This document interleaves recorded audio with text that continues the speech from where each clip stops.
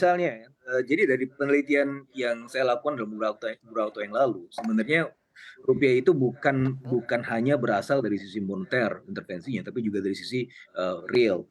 Dalam hal ini, konteks demand itu adalah konteks jangka pendek. Maka intervensi-intervensi yang dilakukan oleh Bank Indonesia dalam hal ini adalah dalam konteks mengkoreksi demand.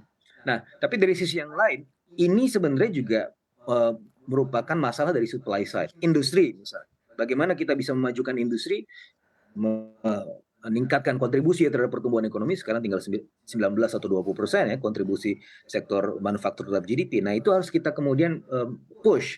Nah, salah satu cara untuk mempushnya adalah baik lagi ya, apa yang terkesan klasik, tapi itu yang sedang kita jalankan juga ya. Bangunan infrastruktur, bangunan SDM, sebenarnya ini adalah supply side intervention yang memang jangkanya adalah menengah panjang. Tapi sembari kemudian menunggu itu, ya yang dilakukan oleh apa namanya bauran kebijakan adalah bauran yang memang mempengaruhi demand side. Ya itu memang pilihan-pilihan kebijakan yang ada di jangka pendek. Baik, Pak Fitra, tapi sebetulnya apakah ini dari pelemahan rupiah ini akan menekan sektor industri?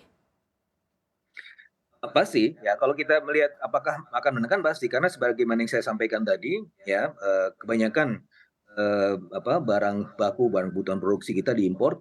Dan kalau kita lihat tren Purchasing Manager Index in Manufacturing kita kemarin sebenarnya sudah cukup ekspansif ya, tetapi pastinya ini akan terjadi koreksi. Dan oleh karenanya, makanya tepat langkah Bank Indonesia untuk kemudian menjinakkan rupiah tidak terlalu liar, supaya apa, ongkos produksi ya ini juga tidak terlalu terganggu dari sisi itu gitu ya. Karena ketika kita membeli barang dengan rupiah yang terlalu terdepresiasi, ini akan menjadi lebih mahal secara relatif, dan itu pastinya akan kemudian memperlambat laju atau gerak industri juga. Nah, maka ini juga harus kemudian diantisipasi. Baik, artinya kalau kita lihat industri melambat, perekonomian otomatis akan melambat, artinya akan ada sinyal-sinyal resesi juga untuk Indonesia. Resesi masih jauh, Mbak.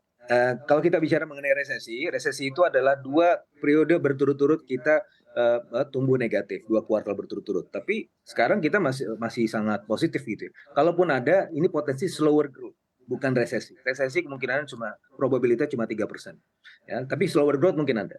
Tapi untuk tahun ini, forecast kami itu masih melihat bahwa pertumbuhan ekonomi kita masih sekitar 5%-an ya. Memang ada salah satu tindakan oksimoronik gitu ya. Di satu sisi pemerintah, Bank Indonesia juga ingin menjaga momentum pertumbuhan, tapi di sisi yang lain melakukan tindakan-tindakan yang contractionary. Tapi ternyata ini kalau misalnya berdasarkan hasil simulasi kami, ini menunjuk gerak dari Bank Indonesia untuk melakukan serangkaian intervensi-intervensi moneter dengan menaikkan suku bunga. Ini justru dampaknya positif terhadap perekonomian.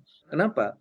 Karena dia maintain atau menjinakkan ketakutan terbesar perekonomian kita berasal dari impulse response function dan juga variance decomposition. Itu variabel-variabel terbesar ketakutan ekonomi pada saat ini adalah gejala depresiasi dan gejala inflasi. Dan ini yang kemudian mencoba dijinakkan sehingga deltanya atau potensi pertumbuhan ekonomi kita di tahun ini dengan Bank Indonesia menaikkan suku bunganya itu justru lebih positif gitu. Dan saya masih percaya bahwa tahun ini kita masih bisa tumbuh 5%. Di tahun depan juga masih ada kemungkinan kita tumbuh 5%, seburuk-buruknya 4,6% atau 4%, tapi itu belum masuk kategori resesi, itu masuk kategori slower growth.